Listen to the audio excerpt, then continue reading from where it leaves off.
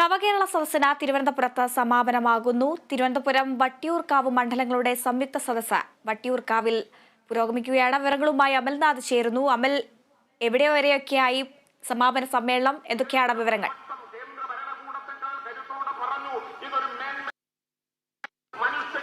ഹരിത 36 ദിവസമായി തുടർന്നുകൊണ്ടിരുന്ന നവകേരള സദസ്സിന്റെ ഏറ്റവും അവസാന ദിവസത്തിലേക്കാണ് ഇപ്പോൾ എത്തി നിൽക്കുന്നത്.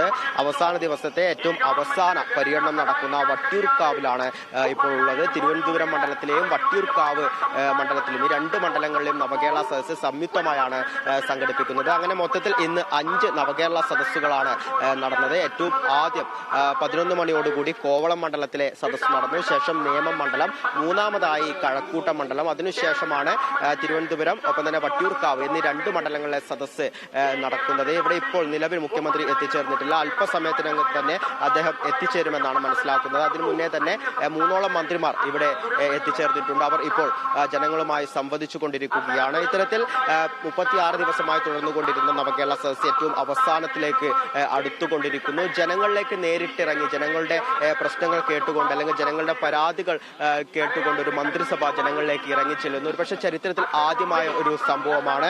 ഒപ്പം തന്നെ ഈ സർക്കാരിന്റെ, അതായത് ഇടതുപക്ഷ സർക്കാരിന്റെ കഴിഞ്ഞ 7 വർഷത്തെ വികസന നേട്ടങ്ങൾ ജനങ്ങളുമായി സംവദിക്കുക എന്നതായിരുന്നു ഇത്തരത്തിൽ ഈ ഒരു നവകേരള സദസ്സ് വഴിയുള്ള ഏറ്റവും പ്രധാനപ്പെട്ട ലക്ഷ്യം. അതേസമയം തന്നെ കേന്ദ്ര സർക്കാരിനെതിരെയും പ്രതിപക്ഷത്തിനെതിരെയും രൂക്ഷമായ വിമർശനങ്ങളും ഈ ഒരു നവകേരള സദസ്സിന്റെ ഭാഗമായി കാണുവാൻ വേണ്ടി സാധിച്ചു. പ്രത്യേകിച്ച് തിരുവനന്തപുരം ജില്ലയിലേക്ക് എത്തുമ്പോൾ ആ രൂക്ഷ വിമർശനങ്ങൾ കൂടുതലായി പ്രതിപക്ഷത്തിനെതിരെയായിരുന്നു ഉണ്ടായിരുന്നത് എന്നതും ഏറെ ശ്രദ്ധേയമായ ഒരു കാര്യം കൂടിയാണ്. ഒപ്പം തിരുവനന്തപുരം ജില്ലയിലേക്ക് എത്തുമ്പോൾ പ്രതിഷേധങ്ങളും അതിശക്തമായി എന്ന് തന്നെ പറയേണ്ടിയിരിക്കുന്നു. കാസർഗോഡ് മുതൽ കൊല്ലം വരെയുള്ള എല്ലാ മണ്ഡലങ്ങളും എടുത്തു നോക്കുമ്പോൾ യൂത്ത് കോൺഗ്രസും യൂത്ത് ലീഗും ഒക്കെ പ്രതിഷേധവുമായി രംഗത്തുണ്ടായെങ്കിൽ തിരുവനന്തപുരം ജില്ലയിലേക്ക് എത്തുമ്പോൾ ശക്തമായ പ്രതിഷേധങ്ങൾ കോൺഗ്രസിന്റെ നേതൃത്വത്തിലായിരുന്നു ഉണ്ടായിരുന്നത്. ആദ്യ ദിവസങ്ങളിൽ കോൺഗ്രസിന്റെയും യൂത്ത് കോൺഗ്രസിന്റെയും KSUവിന്റെയും നേതൃത്വത്തിൽ ഇത്തരത്തിൽ പ്രതിഷേധങ്ങൾ കാണുവാൻ വേണ്ടി സാധിച്ചു. അതേസമയം കഴിഞ്ഞ ദിവസങ്ങളിൽ BJPയുടെയും യുവമോർച്ചയുടെയും നേതൃത്വത്തിൽ വലിയ പ്രതിഷേധങ്ങൾ കണ്ടു. മുഖ്യമന്ത്രിയുടെ ബസ്സിനു നേരെ കരിങ്കൊടി പ്രതിഷേധം BJPയുടെ നേതൃത്വത്തിൽ തീർക്കുന്നത് കാണാൻ വേണ്ടി സാധിച്ചു.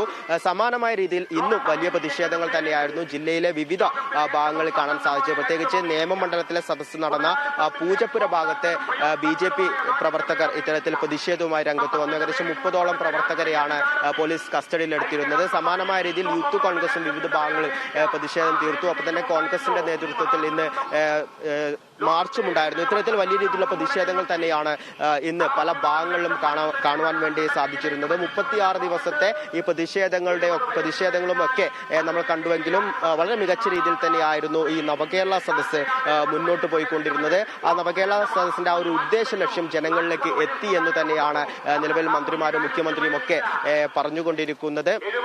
ഇതിന്റെ ഭാഗമായി നിരവധി പരാതികളും നിലവിൽ ലഭിച്ചിട്ടുണ്ട്. ഓരോ മണ്ഡലങ്ങളിലും ഏകദേശം 6000ഓളം പരാതികളാണ് നിലവിൽ ലഭിച്ചുകൊണ്ടിരിക്കുന്നത്. അതിൽ ആദ്യഘട്ടങ്ങളിൽ ലഭിച്ച പരാതികളൊക്കെ തന്നെ അതിന്റെ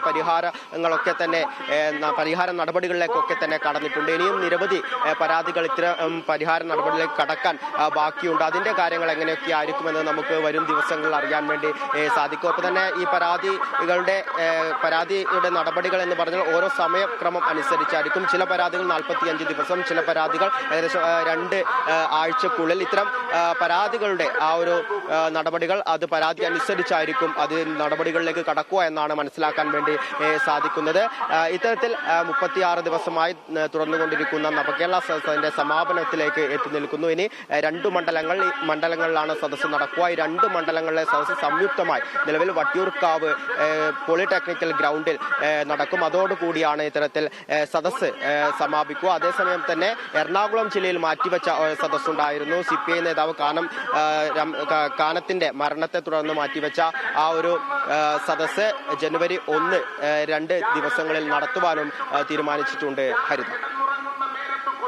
ശരി, 36 ദിവസം നീണ്ടുനിന്ന നവകേരള സദസ്സ് ഇന്ന് തിരുവനന്തപുരത്ത് സമാപിക്കുകയാണ്. നിരവധി പ്രതിഷേധങ്ങളും മറ്റും തരണം ചെയ്തിട്ടുള്ള ഒരു സദസ്സ് തന്നെയായിരുന്നു ഇത്രയും ദിവസം 36 ദിവസം നീണ്ടുനിന്ന നവകേരള സദസ്സ്. വിവരങ്ങൾ നൽകുകയായിരുന്നു അമൽനാഥ്.